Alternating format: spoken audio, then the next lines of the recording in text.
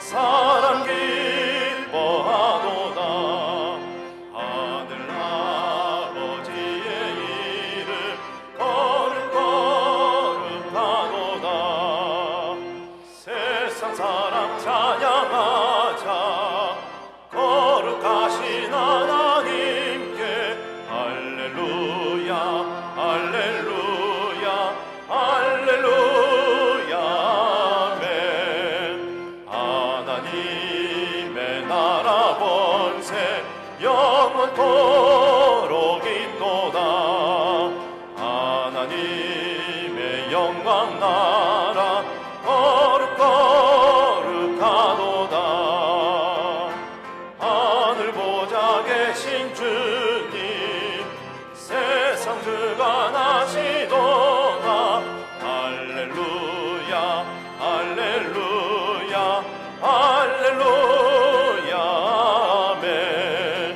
하나님의 크신 섭리 그 뜻대로 되도다. 우리 아버지의 뜻은 거룩거룩하도다. 주여 속히 임하셔서 기쁜 날을 주옵소서. 할렐루야 할렐루야 할렐루야 아멘. 이곳에 생명샘 솟아나 눈물 골짝 지나갈 때에 머잖아 열매 맺히고 웃음소리 넘쳐나리라. 꽃들도 구름도 바람도 넓은 바다도 찬양하라 찬양하라 예수를. 하늘을 울리며 노래해 나의 영혼아. 은혜의 주 은혜의 주 은혜의 주. 그날에 하늘이 열리고 모든 이가 보게 되리라. 마침내 꽃들이 피고 영광의 주가 오시리라. 꽃들도 구름도 바람도 넓은 바다도 찬양하라 찬양하라 예수를. 하늘을 울리며 노래해 나의 영혼아. 은혜의 주 은혜의 주 은혜의 주. 꽃들도 구름도 바람도 넓은 바다도 찬양하라 찬양하라 예수를. 하늘을 울리며 노래해 나의 영혼아. 은혜의 주 은혜의 주 은혜의 주 은혜의 주 은혜의 주 예수. 오 주가 다스리시네. 오 주만 의지합니다. 오 주는 영원하신 왕. 오 주만 따라갑니다.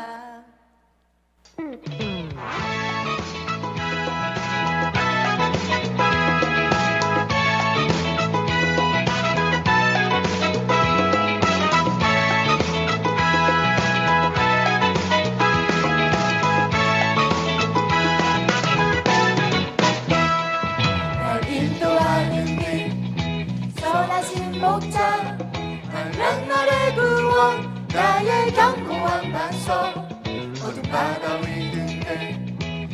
내게 등불 음침한 골짜기라도 난 두렵지 않네.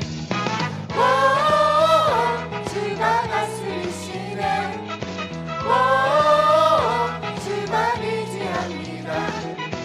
오, 주는 영원하신 왕. 오, 주만 따라갑니다.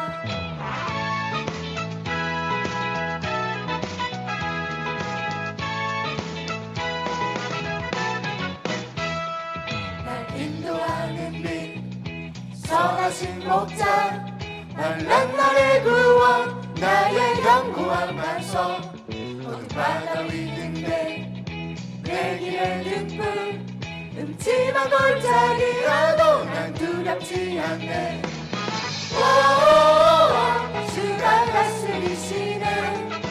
오, 주만 의지합니다. 오, 주는 영원하신 왕.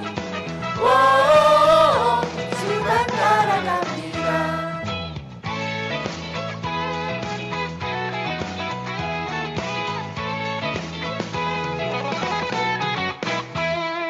주는 강하신 용사 만물의 주인 승리하신 왕 전쟁에 능하신 분 모든 존귀와 영광 권세와 찬양 보좌 위 없는 그 할렐루야. 오, 주가 다스리시네. 오, 주만 의지합니다. 오, 주는 영원하신 왕. 오, 주만 따라갑니다. 오, 주가 다스리시네.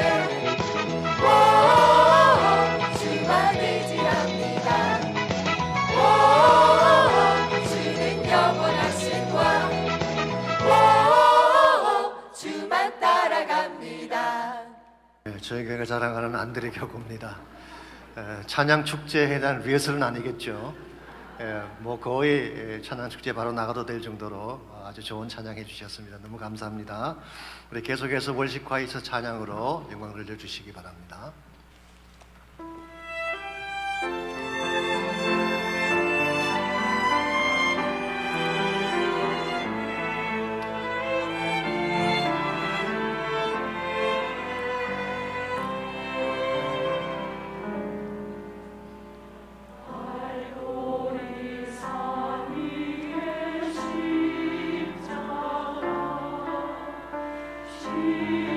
십자가 서슴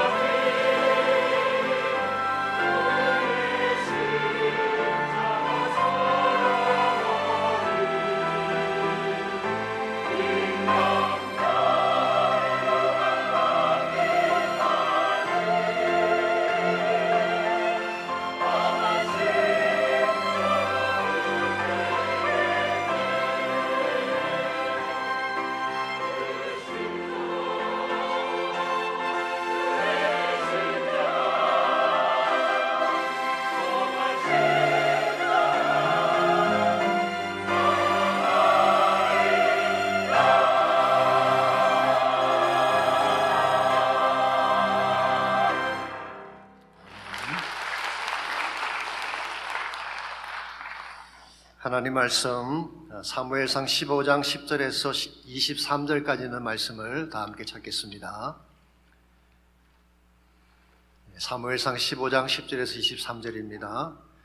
찾으신 줄 알고 한 절씩 교독합니다. 여호와의 말씀이 사무엘에게 임하니라. 이르시되 내가 사울을 왕으로 세운 것을 후회하노니 그가 돌이켜서 나를 따르지 아니하며 내 명령을 행하지 아니하였음이니라 하시니라. 사무엘이 근심하여 온 밤을 여호와께 부르짖으니라. 사무엘이 사울을 만나려고 아침에 일찍 일어났더니 어떤 사람이 사무엘에게 말하여 이르되 사울이 갈멜에 이르러 자기를 위하여 기념비를 세우고 발길을 돌려 길갈로 내려갔다 하는지라. 사무엘이 사울에게 이른즉 사울이 그에게 이르되 원하건대 당신은 여호와께 복을 받으소서. 내가 여호와의 명령을 행하였나이다 하니 사무엘이 이르되 그러면 내 귀에 들려오는 이 양의 소리와 내게 들리는 소의 소리는 어찌 됨이니까 하니라. 사울이 이르되 그것은 우리가 아말렉 사람에게서 끌어온 것인데 백성이 당신의 하나님 여호와께 제사하려 하여 양들과 소들 중에서 가장 좋은 것을 남김이요 그 외의 것은 우리가 진멸하였나이다 하는지라. 사무엘이 사울에게 이르되 가만히 계시옵소서. 간밤에 여호와께서 내게 이르신 것을 왕에게 말하리이다 하니 그가 이르되 말씀하소서. 사무엘이 이르되 왕이 스스로 작게 여길 그때에 이스라엘 지파의 머리가 되지 아니하셨나이까. 여호와께서 왕에게 기름을 부어 이스라엘 왕을 삼으시고 또 여호와께서 왕을 길로 보내시며 이르시기를 가서 죄인 아말렉 사람을 진멸하되 다 없어지기까지 치라 하셨거늘 어찌하여 왕이 여호와의 목소리를 청정하지 아니하고 탈취하기에만 급하여 여호와께서 악하게 여기시는 일을 행하였나이까. 사울이 사무엘에게 이르되 나는 실로 여호와의 목소리를 청정하여 여호와께서 보내신 길로 가서 아말렉 왕 아각을 끌어왔고 아말렉 사람을 진멸하였으나 다만 백성이 그 마땅히 멸할 것 중에서 가장 좋은 것으로 길갈에서 당신의 하나님 여호와께 제사하려고 양과 소를 끌어왔나이다 하는지라. 사무엘이 이르되 여호와께서 번제와 다른 제사를 그의 목소리를 청정하는 것을 좋아하심같이 좋아하시겠나이까. 순종이 제사보다 낫고 듣는 것이 순양의 기름보다 나으니 이는 거역하는 것은 점치는 죄와 같고 완고한 것은 사신 우상에게 절하는 죄와 같음이라. 왕이 여호와의 말씀을 버렸으므로 여호와께서도 왕을 버려 왕이 되지 못하게 하셨나이다 하니. 아멘. 주전 5세기경에 중국에 살았던 인물 중에 편작이라고 하는 유명한 의사가 있었습니다. 한의학을 하신 분들은 더 잘 아시겠지만 맥을 짚어서 병을 진단하는 맥학의 장시자로 알려져 있습니다. 병세가 아주 악한 사람이라도 그에게 데려가기만 하면 병이 치료가 됐습니다. 한 번은 황제가 편작을 불러서 칭찬을 했습니다. 그랬더니 편작은 자기보다 더 병을 잘 고치는 명의사가 있다고 했어요. 누구냐고 물었더니 둘째 형님과 큰 형님이라고 대답을 합니다. 그럼 왜 너가 가장 유명한 명의가 되느냐 물었을 때에 편작이 다음과 같이 대답을 했습니다. 둘째 형님은 환자가 조금 아플 때에 벌써 그 정세를 알아보고 고쳐주시기 때문에 사람들은 그가 큰 병을 고쳤다고 생각하지 않습니다. 큰 형님은 환자가 아프기도 전에 얼굴 색만 보고 환자의 병을 미리 고쳐주시기 때문에 사람들은 아예 그를 의사로 생각조차 안 합니다. 그런데 저는 병이 악화되어서 신음할 때에야 이 병을 알아차리고 고쳐주기 때문에 제가 가장 큰 병을 고치는 사람으로 인식하고 있습니다. 그러나 진짜 명의는 병이 생기기 전에 원인을 집어내는 사람입니다. 그렇게 말을 했다고 합니다. 이것은 편작의 겸손을 보여주는 일화이기도 하지만 겉으로 드러난 질병보다 더 중요한 것이 병의 근원을 파악을 해서 바르게 치료한다는 내용을 소개하고 있습니다. 이것은 질병에 해당되는 것이 아니라 우리 인생의 모든 문제가 동일합니다. 대체적으로 겉으로 드러난 문제만 보고 그것을 처리하려고 하지만 더 중요한 것은 그 밑에 내재되어 있는 근본 원인입니다. 이 근본 원인을 잘 파악을 해서 여기에 대한 바른 조치를 취할 때에 해결도 바르게 이루어질 수가 있게 되고 열매도 바르게 맺혀지게 되는 것입니다. 그래서 이 목회학에서 성도들의 바른 필요를 채우는 사역을 강조할 때에 자주 인용되는 일화가 하나 있습니다. 웨인 오츠라고 해서 우리 서던 바프티스트 세미나리에 목회상담원 교수로 활동한 티칭하신 분이죠. 그분이 쓴 목회학 개론에 보게 되면 이런 일화가 소개가 되어 있습니다. 2차 대전이 끝나고 고아들이 많이 생겼습니다. 그런데 이 고아들이 밤만 되면 우는 것입니다. 달래도 안 되고 불을 끄도 안 되고 장난감을 주어도 울음을 그치지 않습니다. 이것을 보다 못한 지혜로운 한 사람이 원장에게 이렇게 제안을 했습니다. 밤에 침상으로 들어갈 때에 아이들의 손에 빵을 한 개씩 쥐어주십시오. 그러면 울음을 그칠 것입니다. 그랬더니 정말 아이들이 울음을 그치고 잠을 자는 것입니다. 왜 그랬을까요? 아이들이 울었던 이유는 내일에 대한 두려움 때문이었던 것입니다. 부모가 있는 아이들은 내일에 대한 염려가 없습니다. 부모들이 먹을 것을 준비해 주기 때문이죠. 그러나 고아들은 그렇지가 않죠. 사랑으로 책임져 줄 수 있는 부모가 없기 때문에 내일 아침에 빵을 기약할 수 없는 것입니다. 그래서 그 불안함 때문에 우는 것입니다. 그러므로 어린아이들이 울었던 진짜 이유는 빵 때문도 아니고 어둠 때문도 아니라 사랑의 시큐리티 때문인 것을 알 수가 있습니다. 이것을 알지 못한 채 아이를 욱박지른다든가 매질로 다스리게 되면 그 아이에게 영원토록 치료되지 못할 상처를 남길 가능성이 많죠. 그러므로 질병의 케이스건 관계성의 케이스건 문제를 정말 바르게 해결하기를 원한다면 드러난 현상만 보는 것이 아니라 문제의 근원을 찾아서 바른 진단을 내려줘야 됩니다. 그렇지 아니하면 똑같은 문제가 반복될 수밖에 없는 것입니다. 여러분과 제 삶의 현장에도 많은 문제들이 등장하고 있습니다. 가정의 문제도 있고 자녀들의 문제도 있고 재정적인 경제적인 어려운 문제들이 많이 있을 것입니다. 심지어 자신 속에서 일어나고 있는 깊고도 고질적인 문제를 안고 실험하는 분도 계실지 모르겠습니다. 여러분, 이와 같은 문제를 어떻게 핸들하고 계시는지요? 만약 겉모양만 추스린 채 이 문제를 수습한 채 지나가게 된다면 언젠가 다시 동일한 문제가 발생할 가능성이 많습니다. 그러므로 이 모든 문제 밑에 자리 잡고 있는 근원적인 이슈를 잘 파악을 해서 이것을 처리해야지 진정한 차원의 해결이 주어지게 되는 것입니다. 여러분, 가정의 인생을 살아가면서 많은 문제들이 있지만 어떻게 하면 그 문제의 근원을 잘 처리함으로써 참된 회복과 자유함을 이루며 살아갈 수 있을지 오늘 본문을 중심으로 함께 정리하려고 합니다. 오늘 같이 봉독한 본문에 보시면 문제의 원형을 깨뜨리지 못했기 때문에 동일한 실패를 반복했던 사울의 케이스가 소개가 되어 있습니다. 오늘 본문의 내용은 아시는 대로 아말렉과의 전쟁에 대한 것인데요. 2절과 3절을 잠깐 보시게 되면 하나님께서 아말렉을 칠 것을 명령하실 때에 이런 분부를 내렸습니다. 그들의 모든 소유를 남기지 말고 진멸하라고 하셨어요. 남녀노소 우양 낙타 나귀까지 남김없이 다 죽이라, 그렇게 분부를 내리셨습니다. 이 진멸한다는 이 히브리 말이 하람이라는 단어인데요, 여기서 나온 명사형이 헤렘입니다. 그래서 고대 이스라엘 사회에서 적군을 전멸시키는 행위를 헤렘이라고 부르고 있죠. 얼핏 보게 되면 참 잔인해 보이는 그런 분부가 아닐 수가 없습니다. 그래서 구약을 읽던 분들 중에 어떻게 사랑의 하나님이 이런 명령을 내릴 수 있나, 그래서 성경책을 덮는 분도 계신다고 들었습니다만은 인간적인 시각에서 보면 분명히 납득할 수가 없지만 영적인 시각에서 보면은 그 이유를 바로 알 수가 있습니다. 하나님께서 이와 같이 진멸을 명령하신 첫 번째 이유는 일종의 심판을 행하기 위함이에요. 심판을. 아말렉 족속은 에서의 후손으로서 잔인한 그런 민족이었습니다. 이스라엘 백성이 출애굽한 직후에 지난번에 말씀드린 것처럼 벽돌만 굽다 나온 그 이스라엘 백성을 후방을 치는 비열한 행위를 했습니다. 또한 가나안으로 들어오는 과정에서 이스라엘의 앞을 가로막았던 대표적인 족속이 아말렉이었습니다. 그래서 2절 말씀에 기록된 것처럼 그 일로 내가 그를 벌하라 하노라. 그러므로 이 전쟁은 단순한 전쟁이 아니라 심판적 의미를 담은 전쟁이다, 그렇게 할 수가 있습니다. 둘째 이유는 이스라엘의 영적 순결을 보호하기 위해서 이런 조치를 내린 것입니다. 아말렉을 남겨두게 되면 그들의 영향이 남게 되고 이것이 후일 이스라엘을 더럽힐 것을 아셨기 때문에 진멸시킬 것을 말씀한 것입니다. 사실은 이것이 가나안 정복 당시에 하나님이 가나안 7족을 진멸시키라고 분부하신 이유이기도 합니다.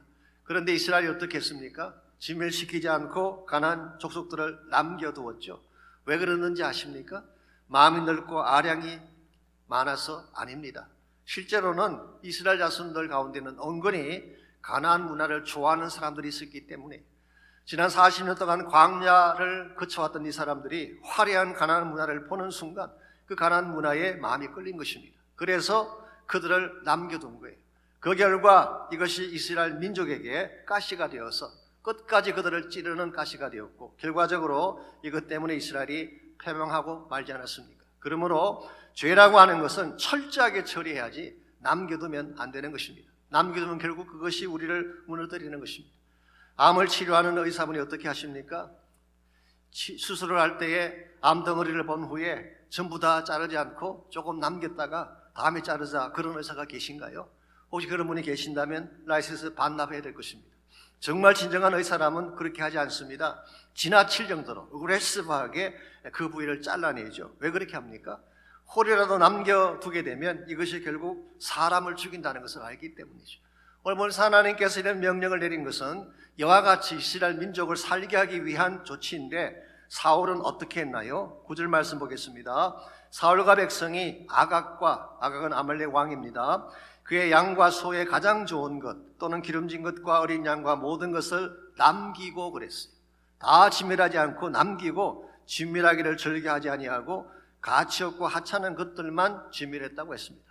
이것은 사울이 몰라서 저지른 실수가 아닙니다. 하나님의 뜻을 알면서도 의도적으로 하나님을 거부한 불순종의 행위를 하는 것입니다. 이와 같은 행위를 보았던 하나님이 뭐라고 하셨을까요? 11절입니다. 내가 사울을 왕으로 세운 것을 후회하노니 그가 돌이켜서 나를 따르지 아니하며 내 명령을 행하지 아니하였음이니라 하신지라. 여기서 하나님께서 후회하셨다고 하니까 우리 인간이 후회하는 것처럼 regret, 내가 한 일을 뉘우쳤다, 그렇게 보는 분도 계실지 모르지만 그런 뜻이 아닙니다. 하나님에 대한 묘사는 우리 인간의 언어로 다 표현할 수 없기 때문에 가끔은 이와 같은 표현을 할 때가 있습니다. 이 말씀의 근본적인 내용은 이런 것입니다. 신적인 아픔을 말하는 것입니다. Divine sorrow, God's broken heartedness, 정말 깨어지는 아픔을 이와 같은 단어로 표현한 것뿐입니다. 사울이 좀 잘 살았으면 좋겠는데, 사울을 통하여서 이스라엘 민족이 잘 됐으면 좋겠는데, 이와 같은 것들이 되지 못함을 보며 아파하시는 하나님의 마음을 표현한 것입니다. 그런데 이와 같이 하나님의 마음을 아프게 하고 의도적으로 불순종을 한 것이 이번이 처음이 아니라는 데에 사울의 문제가 있습니다. 지난번 믹마스 전투 때도 사울이 똑같은 실수를 범했어요. 기억나실지 모르지만 우리 13장에 나오는 내용입니다. 그때는 블레셋과 전투할 때였는데요, 사무엘이 도착하기 전에 자신이 직접 먼저 제사를 드림으로 하나님 율법을 어기는 그런 일을 했습니다. 이것은 하나님이 가장 싫어하시는 일이고 하나님의 제도를 거역하는 것이기 때문에 하나님께 누가 되는 것입니다. 그런데 이와 같은 불순종을 행했던 이 사울이 23년의 세월이 지난 후에도, 오늘 이 본문의 이 사건은 그로부터 23년이 지난 후에 일어난 사건입니다. 많은 역사가들에 의하면 믹마스 전투가 주전 1048년도에 일어난 것으로 소개하고 있고, 오늘 본문에 나오는 아말렉의 전투는 다윗이 기름 부음 받기 직전이기 때문에 일반적으로 주전 1025년으로 보고 있습니다. 그러므로 그 간격이 23년이에요. 23년 전에 이와 같은 불순종의 죄를 범했던 사울이 23년의 세월이 흘러갔는데 똑같은 죄를 반복하고 있는 것입니다. 이유가 무엇일까요? 사울의 마음속에 내재되어 있던 근본 문제를 처리하지 않았기 때문에 그런 것입니다. 그 모양만 대충 처리하며 지나왔기 때문에 동일한 일이 반복될 수밖에 없는 것입니다. 이와 같이 문제 밑에 내재되어 있는 근본적인 원인을 우리는 흔히 문제의 원형이라 그렇게 부릅니다. 이 원형이라는 단어가 영어로 프로토타입이라고 하는데요, 혹은 아키타입이라고 부르기도 합니다만은 헬라말로 프로토라는 말은 first, 처음이란 뜻입니다. 그래서 의류 제품을 만드시는 분들이 프로토타입을 만들죠. 그것은 제품을 만들기 전에 먼저 만드는 원형을 말하는 것입니다. 오리지널 패턴을 말하는 것입니다. 이것을 본어로 해서 다양한 응용 제품이 생산되는 것이죠. 그러면 여러분과 제가 지금 보고 있는 이 제품은 사실은 그 뒤에 원천적인 패턴이 먼저 있었던 것입니다. 이와 같은 것을 프로토타입이라고 합니다. 우리 인생에도 프로토타입이 있습니다. 어떤 사건이나 어떤 문제가 일어나든 그 이전에 원천적인 어떤 구조가 있는 것입니다. 이걸 잘 파악을 하고 이것을 처리를 할 때에 진정한 회복이 일어나는 것입니다. 언젠가 선교사님들 모임에 갔더니요, 강사분이 이런 말씀을 하셨습니다. 미국이 이슬람과 계속 전쟁 중에 있는데 이 문제를 풀려면은 이삭과 이스마엘의 근본 구조에서 풀어야 된다, 그런 말씀하셨어요. 그것은 다루지 아니하고 9/11이나 테러에 대한 문제나 아니면은 공항을 단속하고 알카이다 지도자 몇 명을 죽이는 것만으로는 이 문제가 해결되지 않는다는 것입니다. 이 문제를 만들게 한 근본적인 구조, 이 관계성의 프로토타입을 먼저 알아야지 참된 해결을 이룰 수 있다, 이런 말씀하셨어요. 조금 더 설명드리자면 둘 다 아브라함의 자녀였잖아요, 이삭이나 이스마엘이. 근데 이스마엘은 언약에서 쫓겨났어요. 그 광야 사막을 헤매이면서 고통 가운데 살아왔죠. 이 조상들의 아픔을 물려받은 그 후손들이 한 맺힌 후손이 마음이 그들 속에 있는 것입니다. 그러므로 정말 그 문제를 풀어주려면 오랜 세월 동안 그들 마음속에 있던 한을 풀어줘야지 문제가 해결될 수 있다, 이런 말씀을 하셨어요. 일리가 있다고 생각을 했습니다. 어떤 문제이건 최초의 사건을 주목해야 됩니다. 어디서부터 시작되었는가를 바로 알고 그 근본적인 것을 우리가 해결을 할 때에 진정한 문제 해결이 주어지게 되는 것입니다. 오늘 본문에 소개된 사울의 케이스도 마찬가지라고 할 수가 있습니다. 사울의 마음속에 근본적으로 내재하고 있던 이 문제의 원형이 있었습니다. 정리해드리자면 세 가지입니다. 첫 번째는 교만이에요. 두 번째는 탐욕이었습니다. 그리고 세 번째는 불순종. 이 교만과 탐욕과 이 불순종이라는 이 죄의 사이클이 사울의 마음 깊숙이 내재되어 있었기 때문에 이걸 잘라내지 않는 한 문제는 풀리지 않는다, 그런 뜻이에요. 사실 지금 소개해드린 이 세 가지가 최초 인간 아담이 지었던 죄의 원형이죠. 아담과 하와가 선악과를 따먹은 동기가 뭔가요? 하나님과 같아지기 위해. 이걸 우리는 교만이라고 부릅니다. 사실은 그 마귀가 만들어지게 된 계기도 이거 아닙니까? 원래 사탄은 피조물이었죠. 천사장이었습니다. 그런데 이 천사장이었던 피조물이 가장 높은 구름 위에 올라가서 지극히 높으신 하나님과 같아지려고 할, 이게 바로 타락의 이유가 되었죠. 그러므로 모든 죄의 출발점은 교만에서 시작하는 것입니다. 두 번째로 선악과를 보는 순간 먹음직하고 보암직하고 지혜롭게 할 만큼 탐스럽다고 했죠. 이것을 우리는 탐욕이라고 부를 수가 있습니다. 요한일서 2장 16절은 이것을 육신의 정욕, 안목의 정욕, 이생의 자랑이라고 표현했습니다. 그러므로 죄의 시작점은 교만이지만 죄의 진행은 탐욕을 통해 진행이 되는 것입니다.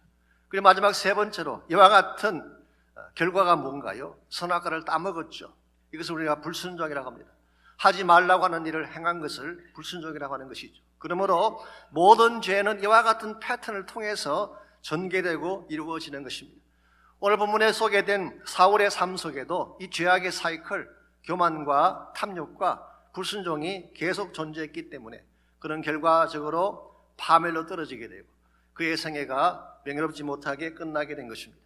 이와 같은 것은 사울에게만 해당되는 것이 아닙니다. 여러분과 저에게도 동일하게 해당될 수가 있습니다.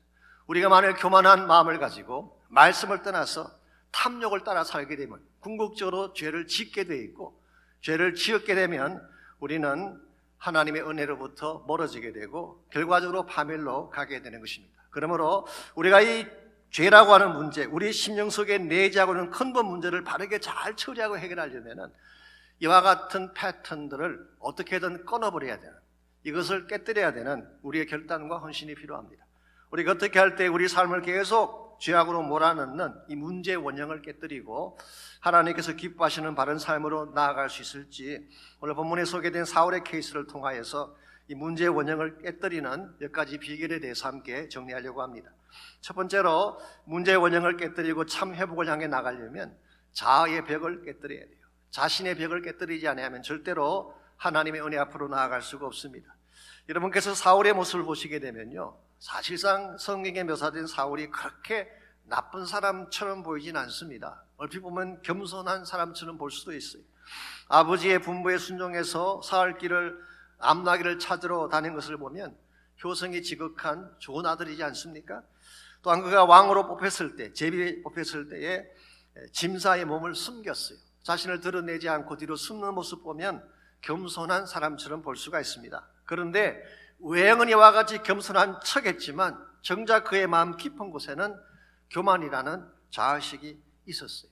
이와 같은 것이 결국 그의 삶 속에 언젠가는 터져나오게 되어 있고 이것이 문제의 발단이 된 것입니다. 칼 융이라는 심리학자는 이것을 그림자 원형이라고 불렀어요. Archetype of Shadow. 우리 모든 인간의 마음 속에는 이 내면 속에 자리 잡고 있는 어두운 그림자와 같은 어두운 내면이 있다는 것입니다. 이게 감추어져 있기 때문에 잘 보이지 않아요. 그런데 언젠가 때가 되면 이게 터져나오는 것입니다. 그때 문제가 생기고 그때 우리 삶이 흔들리게 되는 것입니다. 오늘 사울의 케이스를 보게 되면 그 마음속에 있던 내재된 이 자아의식, 이 교만이라는 자아의식이 1차적으로는 믹마서 전투 때 이미 터져 나왔어요. 제가 지난번 잠깐 설명을 드렸습니다마는 사무엘이 도착하기 전에 그가 먼저 제사를 드린 근본 이유가 뭐라고 했죠? 본인이 이번 전쟁에 크레딧을 얻기 위해서요. 지난번에 제사를 드리자마자 이스라엘이 승리했잖아요. 이번에는 자기가 제사를 드림으로 이스라엘 승리를 이끌고자 하는 자아중심적인 생각이 있었기 때문에 믹마스 전투 때에 그 잘못을 범한 것입니다. 그랬는데 오늘 보면 12절을 볼까요? 아말렉 전투 가운데서도 사울은 유사한 일을 행하고 있습니다. 12절입니다. 사무엘이 사울을 만나려고 아침에 일찍 일어났더니 어떤 사람이 사무엘에게 말하 이르되 사울이 갈멜에 이르러 자기를 위하여 기념비를 세우고 발길을 돌려 길갈로 내려갔다 하는지라. 이 말씀에 하면은 아말렉 전쟁이 끝나자마자 사울이 했던 첫 번째 일이 뭐라는 것입니까? 자신을 위한 기념비를 세운 것입니다. 웬만한 사람 같으면 하나님께 먼저 감사의 제사를 드리지 않겠어요? 하나님을 찬양하며 예배를 드리지 않았겠습니까? 그런데 사울은 그렇게 하지 않고 자신을 위한 기념비, 마뉴먼트를 세운 것입니다. 자, 사울이 왜 이와 같이 기념비를 세웠을까요? 한 두 가지를 생각해 볼 수가 있습니다. 첫 번째는 자신의 영광을 드러내기 위함이죠. NIV 성경을 보게 되면 He set up a monument in his own honor. 그 자신의 영광을 나타내기 위해서 그가 기념비를 세웠다, 그렇게 표현하고 있어요. 그러므로 그가 기념비를 세웠던 첫 번째 이유는 자신의 영광, 자신을 드러내기 위함이었습니다. 두 번째는 자신을 위장하기 위해 기념비를 세웠을 가능성이 있습니다. 일반적으로 약점을 감추려고 할 때 기념비를 세우는 경향이 있죠. 그래서 독재 국가를 가게 되면요, 기념비가 많이 세워져 있습니다. 왜 그런지 아십니까? 자신들의 약점을 감추고 국민들의 시선을 오도하기 위해서 기념비를 많이 세우는 것입니다. 오늘 본문에 나오는 사울의 케이스도 아마도 그의 마음속에 내재 있던 열등감을 감추기 위해서 그는 거대한 기념비를 세웠을 가능성이 있습니다. 이와 같은 모든 행위들을 한마디로 말하면은 자아 때문이에요. 자아중심적인 생각과 자기를 드러내기를 원하는 그 마음이 기념비를 세우게 했고 하나님이 아닌 자기중심적인 삶을 선택하도록 만든 것입니다. 이와 같은 것이 자아예요. 여러분과 저에게도 이 자아가 있어요. 그런데 이 자아를 깨뜨리는 것이 쉬운 일일까요? 생각처럼 쉽지가 않습니다. 어쩌면 우리의 노력만으로는 거의 불가능할지도 모르겠어요. 성경에 보게 되면 사도 바울이 나오는데요, 사도 바울만큼 영성이 뛰어난 분이 어디 있겠어요? 그러한 바울임에도 불구하고 그는 일평생 동안 자기 자신과 씨름을 했어요. 사도 바울을 어렵게 만들었던 진짜 대적은 율법주의자도 아니고 풍랑도 아니고 로마 감옥도 아니었어요. 자기 자신이었어요. 그래서 정과 욕심을 십자가에 못 박기 위한 처절한 투쟁의 흔적들이 바울 서신 곳곳에 담겨져 있는 것을 볼 수가 있습니다. 오죽했으면 그가 이런 고백을 했겠어요. 오호라, 나는 곤고한 자로다. 누가 이 사망의 몸에서 나를 건져낼까? 이 곤고하다는 말이 What a miserable person I am. 내가 얼마나 비참한 존재인가, 그런 고백이에요. 죄와 싸워서 번번이 패배하는 자신의 모습을 보면서 이런 절규를 외치게 된 것입니다. 이걸 보게 되면 자아를 깨뜨린다는 거 결코 쉽지 않습니다. 구약 성경에 보게 되면 히스기야라는 왕이 나오는데요, 유다 왕들 가운데 가장 훌륭한 왕 중에 한 분입니다. 그런 치적이 참 많습니다. 그는 왕이 되자마자 영적 개혁을 시작했어요.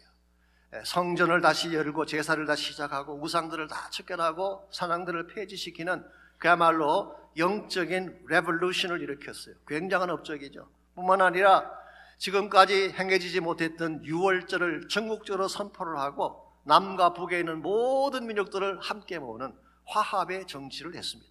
위대한 이 지도력이 아닐 수가 없습니다. 무엇보다도 외부와의 전쟁이 일어났을 때에 그는 믿음으로 승리를 하죠. 아수르의 사내립이 18만 5천 대군을 이끌고 예루살렘을 포위했을 때에 그는 믿음으로 그 적군을 다 물리치는 업적을 세웠습니다. 그러므로 그는 굉장히 유능한 왕이었고 많은 업적을 세운 왕이었는데요, 이 히스기야가 실패를 합니다. 어느 대목에서 실패했는지 아십니까? 어떤 분들은 육신의 질병이 왔을 때라고 말할지 모르지만 아닙니다. 육신의 질병이 왔을 때 그것마저도 하나님께서는 고쳐주셔서 15년 동안 생명을 연장시켜 주셨어요. 근데 정말 히스기야가 넘어진 때가 언제냐고 하면 이 모든 것들이 다 지나간 후에 모든 것이 안정되고 자기의 삶이 가장 부유하게 되었을 때에 히스기야가 넘어지게 됩니다. 역대하 32장 24절 25절을 보시면은 히스기야가 무너진 그 대목을 이렇게 소개하고 있습니다. 그때 히스기야가 병들어 죽게 되었으므로 여호와께 기도하며 여호와께서 그에게 대답하시고 또 이적을 보이셨으나, 이 말은 그 질병을 고쳐주셨다 그 말이에요. But 그러나 히스기야가 마음이 교만하여 그 받은 은혜를 보답하지 아니하므로 진노가 그와 유다와 예루살렘에 내리게 되었다고 했어요. 이게 중요한 대목이 히스기야가 마음이 교만하여, 이 대목에서 그는 넘어지게 된 것입니다. 좀 더 말씀을 더 구체화시켜서 드리자면은, 그는 바벨론 사람들이 찾아왔을 때에 자기 창고를 열어서 자랑을 했어요. 내가 이런 사람이야. 내가 가진 소유가 이렇게 많아. 나는 막강한 힘을 가진 왕이야 라고 자기를 과시했죠. 이와 같이 교만해져서 하나님이 아니라 자기 자신을 과시하는 그 순간 히스기야는 무너지게 되었고, 그 결과 유다 왕국이 기울어지고 우리 모두가 아는 것처럼 결국 바벨론 사람들에 의해서 본인이 자랑했던 부활을 다 빼앗기게 되지 않았습니까? 이런 면에서 여러분과 제가 싸워야 될 대상들이 참 많지만 그 중에 가장 힘든 대상이 자신과의 싸움이에요. 빅터 류고라는 분이 이런 말씀을 하신 적이 있습니다. 역경과의 싸움에서 이기는 사람은 가끔 볼 수 있다. 인간관계의 싸움에서 승리하는 사람들도 간혹 만나볼 수 있다. 그러나 싸우면 싸울수록 질 수밖에 없는 싸움이 있는데 그것이 바로 자신과의 싸움이다. 그런 말씀하신 적이 있어요. 그만큼 자신을 깨뜨리는 건 쉽지 않다는 거예요. 오리지널 플러신학교의 교수님 한 분이 영성을 강의하시는 교수님이신데요, 수업 시간에 돌멩이 한 개를 가지고 들어오셨어요. 그 학생들에게 이 돌멩이를 보여주시면서 이렇게 말씀하십니다. 이 돌멩이는 저 앞에 연못에서 가져온 것입니다. 몇 년을 연못 속에 있었던 것인데 이 돌멩이를 깨뜨려 보면 그 안에 무엇이 나올까요? 라고 물었어요. 자, 그 안이 젖어 있을까요? 아니면 말라 있을까요? 수년 동안 연못 속에 잠겨 있던 돌이니까 당연히 젖어 있을 것이라고 생각을 했지만 실제로 깨뜨려 보니까 그 안에 코어 부분이 마른 채 그대로 있더라는 것입니다.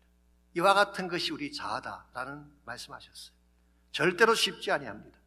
은혜의 연못 속에 그렇게 오랫동안 잠겨 있어도, 축복의 연못 속에 그렇게 오랫동안 잠겨 있어도 아직도 깊은 자신의 내면에는 깨어지지 않는 부분이 있다는 거예요. 사실 여러분과 제가 얼마나 오랫동안 신앙생활을 했습니까? 교회를 다니고 예배를 드리고 수많은 신앙적인 과정들을 겪어왔잖아요. 이 정도까지 갔으면 이제는 내 안이 다 깨어져야 되는데 아직도 깨어지지 않는 부분이 있다는 사실, 이게 우리 모두를 넘어지게 만드는 심각한 원인이 되는 것입니다. 그래서 찬양을 해도 그때뿐이고 예배를 드려도 그때뿐이고 시간이 지나면 다시 메마른 가운데 갈등하게 되는 원인이 아직도 깨어지지 아니한 내 자아 때문에 있는 것입니다. 그러므로 여러분이 참된 회복을 원하신다면 여러분 마음속에 있는 위장된 기념비를 깨뜨리고 십자가 앞으로 나가야 돼요.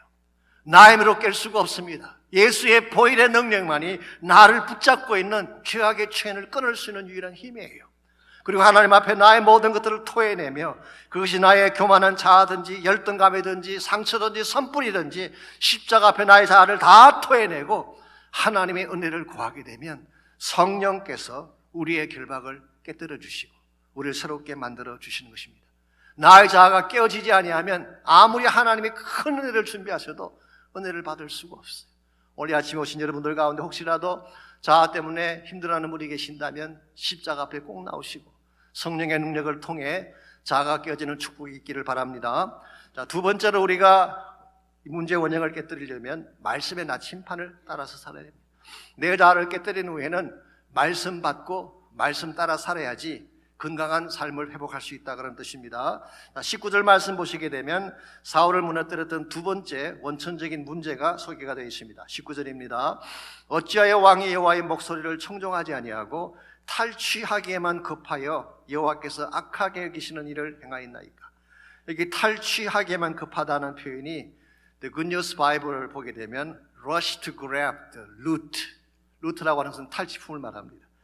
이 탈취품을 붙잡기 위해서 돌진해 가느라고 하나님의 음성을 듣지 않았다 그런 뜻입니다. 우리는 이 대목에서 우리 삶을 이끄는 두 가지 종류의 나침판을 발견할 수가 있습니다. 첫 번째는 탐욕이라는 나침판이에요. 탐욕의 나침판. 두 번째는 하나님의 말씀이라고 하는 나침판입니다. 탐욕이 내 인생을 안내할 수도 있고 말씀이 내 인생을 안내할 수도 있는 것입니다. 그런데 사울은 어느 걸 선택했나요? 탐욕의 나침판을 택하고 말았습니다. 이게 사울을 넘어지게 한 결정적인 원인이 된 것입니다. 여러분과 제가 만일 탐욕이라고 하는 나침반을 따라가면 무엇이 기다리고 있을까요? 항상 다툼이 기다리고 있고 알력이 생기게 돼 있어요. 인간사에서 일어나는 대다수의 분쟁은 여기서 다 시작되는 것입니다. 한국의 재벌 간의 형제 간의 삶을 보십시오. 물불 가리지 않습니다. 인정사정 없고 체면도 차리지 않아요. 왜 그런지 아십니까? 탐욕에 눈이 어두워서 아무것도 보지 못하기 때문에 그런 것입니다. 그래서 예수님께서도 형제 간의 재산 분쟁 때문에 자신을 찾아온 사람에게 뭐라고 하셨어요? 누가복음 12장 15절에 보게 되면 삼가 모든 탐심을 물리치라 사람의 생명이 그 소유에 넉넉한 데 있지 아니하리라 말씀하셨어요. 정말 여러분과 제가 밝고 부유한 삶을 누리기를 원한다면 탐욕이 끈 대로 살아서 안 된다는 뜻이에요. 탐욕이 아니라 말씀의 나침반을 따라 살아야 합니다. 여러분이 힘들지만 말씀의 나침반을 따라 살게 되면 항상 바른 길이 열리게 돼 있어요.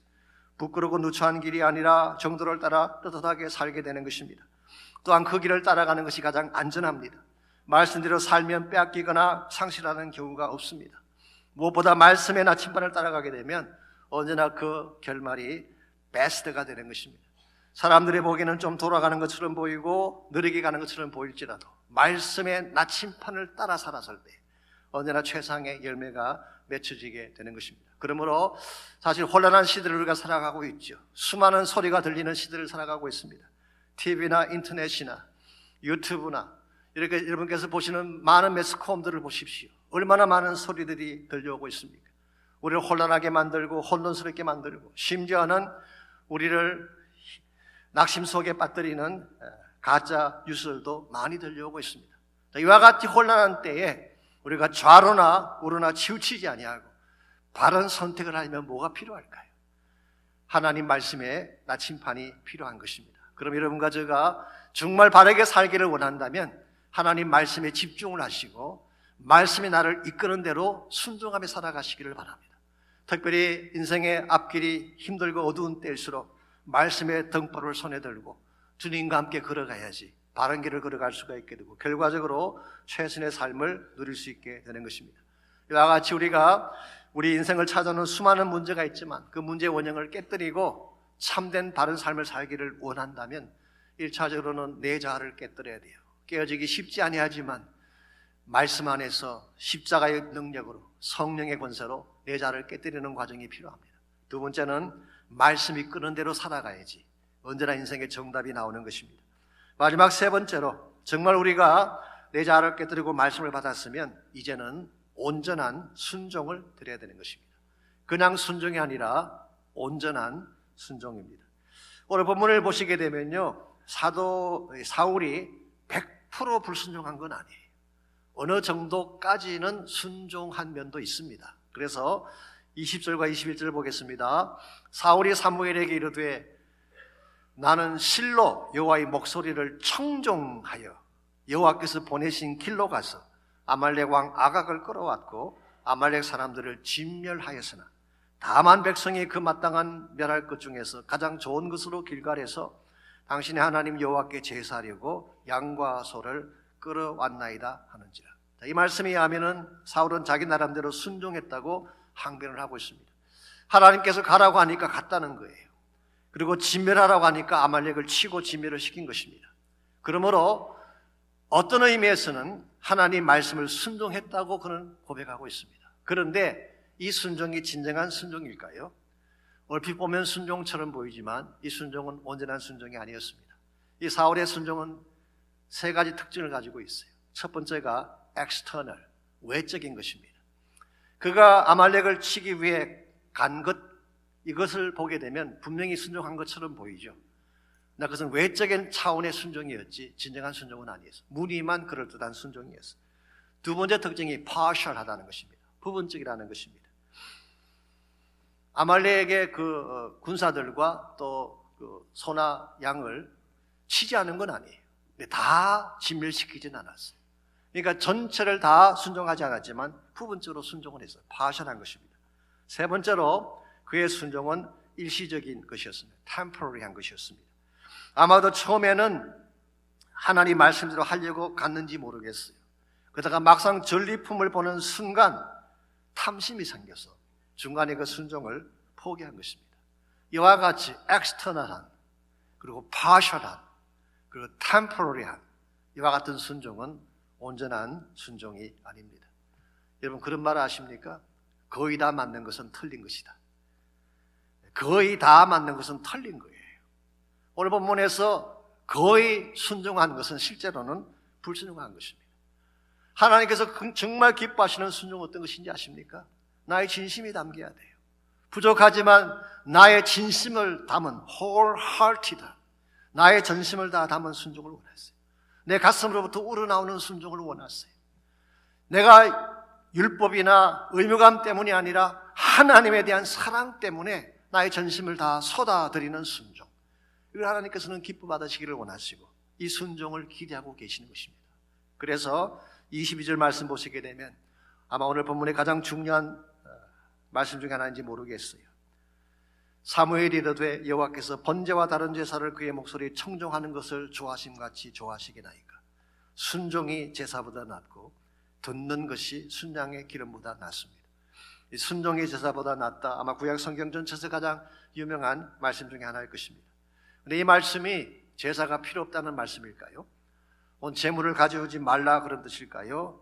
그런 의미는 아닙니다. 하나님의 포인트는 이것입니다. 너희들이 아무리 나에게 제사를 드려도 마음이 담기지 않는 제사, 정성이 담기지 않는 제사라면 내가 받지 않겠다는 뜻이에요.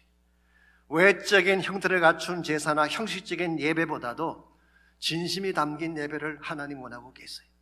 교회 안에서만 예배드리는 삶보다 내 삶 가운데서 실제로 하나님을 높이는 예배를 하나님 기대하고 계세요. 입술만 드리는 찬양이 아니라 가슴으로부터 올라오는 찬양을 드릴 때에 하나님께서 우리 예배를 통해 영광을 받게 되시는 것입니다. 여러분과 저는 예배를 드리고 또 예배를 기뻐하는 사람 중에 하나이긴 합니다만, 저는 우리가 드리는 예배가 온전한 예배인가를 항상 점검해 보아야 돼요. 요란하게 입술만 드리는 예배가 아닌지, 내 가슴은 식어 있는데 형식적으로만 드리는 예배는 아닌지, 나의 삶 가운데는 거짓과 하나님이 기뻐하지 않는 삶의 현장들이 많음에도 불구하고 거룩한 척 앉아드리는 예배가 아닌지, 우리의 예배가 회복되어지고 내 안에 참된 하나님의 임재가 회복이 되면 그때 우리를 붙잡고 있던 모든 어두움의 원형들이 떠나가는 것입니다. 하나님의 충만한 가운데 내 안에 임재하게 되면 죄 사슬이 끊어지게 되고 탐욕과 거짓의 우상들이 떠나가고 진정한 차원의 승리자가 되는 것입니다. 그러므로 우리가 나를 붙잡고 있는 수많은 문제들, 수많은 이 죄의 사슬로부터 자유함을 입고 참 하나님의 영광에 달려가기를 원한다면 먼저 그만한 자아를 십자가 앞에 내려놓고 말씀 받으시길 바랍니다. 그리고 정말 하나님의 내 안에 충만하게 임재하셔서 내 삶을 다스리시고 내 삶의 전부가 되셔서 나를 통하여 참된 예배가 이루어질 수 있도록 헌신하며 결단하시기를 바랍니다. 그때에 여러분과 저를 통해 하나님이 기뻐하시는 일들을 행하게 되는 것입니다. 19세기 영국의 산부인과 의사 중에 제임스 심슨이라고 하는 의사가 있었습니다. 이분은 가난한 빵집 아들로 태어났지만 신앙이 참 좋았습니다. 그래서 그 당시 대다수의 젊은이들과 지성인들이 계몽주의라고 하는, 우리 18세기 영국에서 일어난 유명한 계몽주의가 있죠. 이상을 강조하는 계몽주의 사상의 영향을 받아서 하나님 말씀을 부인하던 그런 시절에 살았던 인물입니다. 많은 젊은이들과 지성인들이 하나님 말씀을 신화다 그러고 설화다 그러고 인정하지 아니할 때에 이 제임스 심슨은 그렇지 않았어요. 말씀을 사랑했고 그 말씀을 실제적으로 믿었습니다. 한 번은 창세기 2장 말씀을 읽던 중에 자기 눈이 번쩍 떠지는 경험을 하게 됩니다. 2장 22절 말씀입니다. 여호와 하나님이 아담을 깊이 잠들게 하시니 잠들매 그가 그 갈빗대 하나를 취하고 살로 대신 채우시고 여호와 하나님이 아담에게서 취하신 그 갈빗대로 여자를 만드시고 그를 아담에게로 끌어오시니. 그리고 그 다음 절 23절입니다. 잠에서 깨어난 아담이 아무렇지도 않은 듯이 기쁨으로 이렇게 노래를 합니다. 내 뼈 중에 뼈요 살 중에 살이라. 이 말씀을 보는 순간 이 심슨은 의사로서의 본능적인 질문이 마음속에 등장했습니다. 아니, 갈비뼈 한 대를 몸에서 끄집어내려면 엄청난 통증이 따를 텐데 어떻게 잠을 재워놓고 그것을 떼는 것이 가능한가? 그 잠에서 깨어난 아담이 아무 일도 없다는 듯이 다시 노래하며 일상으로 돌아갈 수 있는 이 모습을 보면서 그는 굉장히 마음속에 도전이 됐어요. 그러니까 환자를 수술할 때마다 통증 가운데 신음하는 사람들을 많이 보았기 때문에 어떻게 하면 환자들을 잠재워 놓고 통증 없이 수술을 다 마치고 그리고 다시 깨어나서 일상으로 돌아가게 할 수 있는 방법은 없을까? 이걸 고민하며 연구하던 중에 그가 발견한 것이 클로로포름이라고 하는 약을 발견했어요. 이게 나중에 마취제의 기원이 되었다고 합니다. 오늘 의학 역사에 있어서 가장 중요한 터닝 포인트 중에 하나가 마취제 발견입니다. 이와 같이 위대한 의학적 업적을 남겼던 분이 제임스 심슨입니다마는 그분은 자신의 신앙 고백록에서 다음과 같은 고백을 기록하고 있습니다. 내가 발견한 가장 위대한 발견은 마취제가 아니라 구주 예수 그리스도이다. 나는 찾았고 부르짖었으며 용삼을 받았다. 그러므로 구주 예수 그분을 사랑하는 것만이 나의 최고 가치이며 꿈이다. 이런 고백을 했어요. 이와 같은 삶이 지시대를 의미했어요. Living Sacrifice, 산제사의 삶이라고 생각합니다. 나의 업적도 나의 소유도 중요하지 아니하고 오직 하나님 한 분만이 소중한 것을 고백할 수 있는 믿음. 나의 삶, 나의 생명까지도 하나님께서 주신 은혜임을 기억하고 하나님께 영광을 돌릴 수 있는 삶의 모습. 이게 진정한 예배자의 삶이고 찬양의 삶이라고 할 수가 있습니다. 여러분께 어떤 소원이 있으신지요? 무엇이 여러분이 가장 열망하며 가장 바라는 마음의 소원인가요? 만약 우리 마음의 소원이 오직 예수님을 사랑하고 더 사랑하고 그분 한 분 때문에 사는 것이 우리 삶의 소원이 되기만 한다면 우리 인생 가운데 어떠한 문제들을 가로막을 수가 없습니다.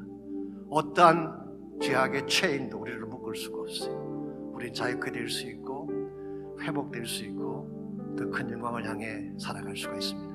오늘 이 시간 여러분 마음속에 이와 같은 축복이 임하기를 바랍니다. 여러분께서 세상에 많은 것들이 있지만 나의 소유가 많고 나의 업적이 참 많지만 예수님 한 분만 사랑했다는 고백을 하나님께 드리고 나의 남은 평생 그분을 노래하는 것을 내 인생의 최고 가치 여기고 그분의 이름을 높이며 살겠다는 고백으로 결단하며 헌신하는 시간이 있기를 바랍니다. 이 한번 같이 찬양하기를 원하는데요. 우리 엘리자베트 프렌티스 여사가 지었던 유명한 찬양이죠. More love to thee, O Christ. More love to thee. 주님에게 더 많은 사랑을, 주님에게 더 많은 사랑을. 우리말로 내 구주 예수를 더욱 사랑. 이 찬양 함께 우리 고백하고 우리 기도하고 마치면 좋겠습니다. 우리 한번 다 일어나서 함께 찬양하면 좋겠습니다.